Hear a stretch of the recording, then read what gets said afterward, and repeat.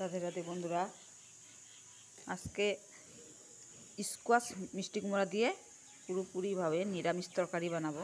পাঁচফোড়ন তো আগে একটু সম্বাদ দিয়েছি, এখন একটু দিলাম। শুকনো লঙ্কা দিব,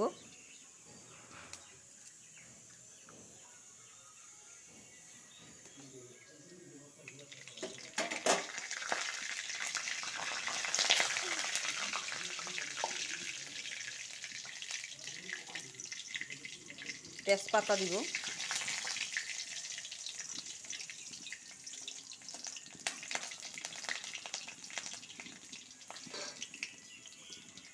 এলাচি, লং, দারচিনি এগুলো একটু দিব।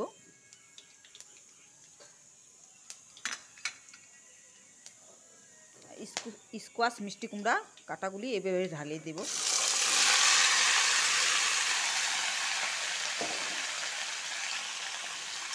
লাড়াচাড়া দিব।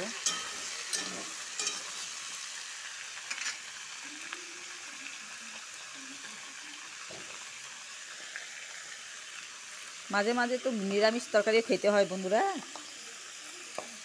সবসময় পেঁয়াজ রসুন খাওয়ার পর একটু নিরামিষ খেলে ভালোই লাগে, শরীরে ভালো থাকে।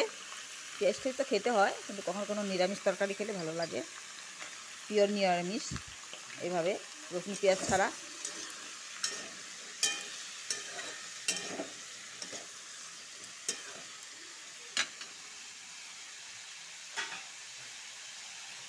এখন জলটা বেরিয়ে যাবে, শুকানোর জন্য 2 মিনিট ঢেকে রাখবো। খুলে দেখবো, হয়নি, জলটা শুকায়নি ভালো করে শুকাইতে লাগবে।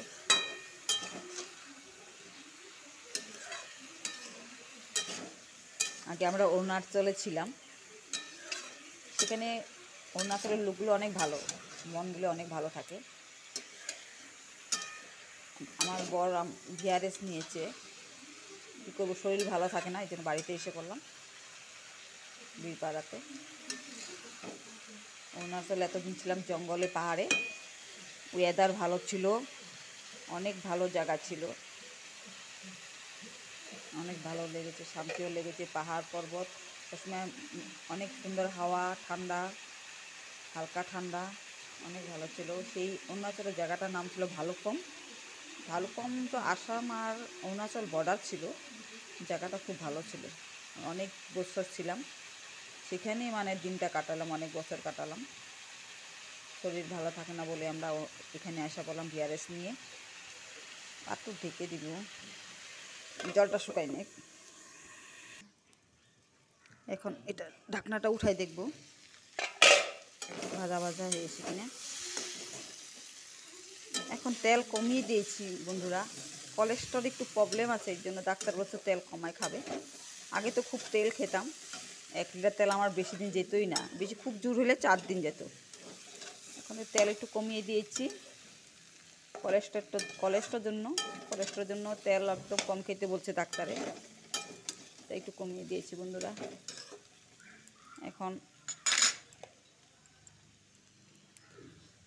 টমেটো কুচি, লঙ্কা কুচি দিয়ে দিব। আজকে পুরো নিরামিষই খাবো, তো ওই জন্য নিরামিষই বানাচ্ছি। মশলাটা ভাজা ভাজা করে নিব। জিরার গুঁড়ো,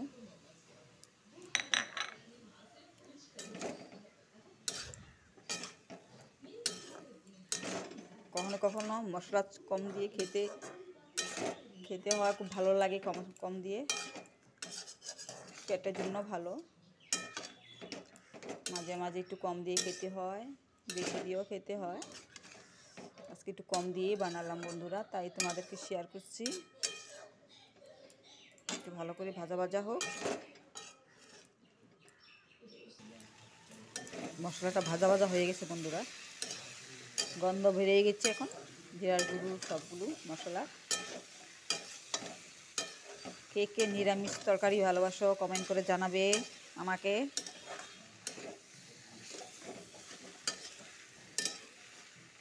নিরামিষ তরকারি তো আমারও ভালো লাগে। ভালো মশলাটা ভাজা হয়ে গেছে বন্ধুরা। এখন নিরামিষ তরকারিতে একটু দুধ আর জল মিক্স করে দিলে খেতে ভালো লাগে। জল আর দুধ মিক্স করে দিয়েছি বন্ধুরা, হালকা জল দিয়েছি, বেশি দিইনি, আগেই সিদ্ধ হয়ে গেছে। এগুলি ভাজা ভাজা করে নিয়েছি তো সিদ্ধ হয়ে গেছে। এখন একটু 1 মিনিট মতন হালকা জলটা গরম হলে বয়েল সিদ্ধ হয়ে গেলে হয়ে যাবে।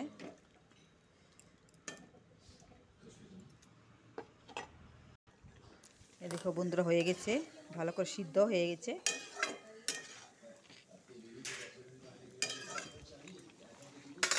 এখন নামাবো। নামানোর আগে একটু ঘি ঢেলে দিব, মানে 1 চামচ মতন ঘি ঢেলে দেব। অন্নপূর্ণা ঘিটার সেন্টটা ভালো, একটু ঘি ঢেলে নামাই দিব। নিরামিষ তরকারিতে একটু ঘি দুধ দিলে টেস্ট একটু ভালো লাগে। ও তোমাদের তো গল্প করেছিলাম, আদা বলে ছেড়ে দিয়েছি। ভালুকপুমের আগে তোয়াং ছিলাম, 2 বছর তোয়াং ছিলাম। অনেক ঠান্ডা তোয়াং, অনেক কষ্ট করেছি, অনেক বরফ, জল ধরতেই পারিনি। জল ধরলে হাতগুলো একদম শক্ত হয়ে যায়, ব্লাডগুলো জমে যায়, এত ঠান্ডা ছিল তোয়াংয়ে। আবার বাকি কথাটা পরের ভিডিওতে বলবো। হয়ে গেছে, এখন নামাবো।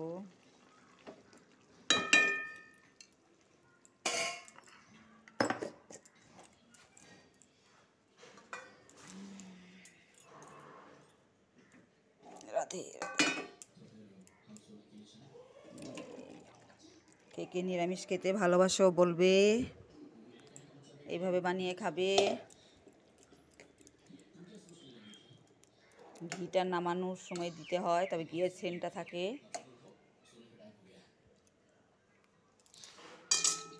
নিরামিষ রেসিপি হয়ে গেছে বন্ধুরা।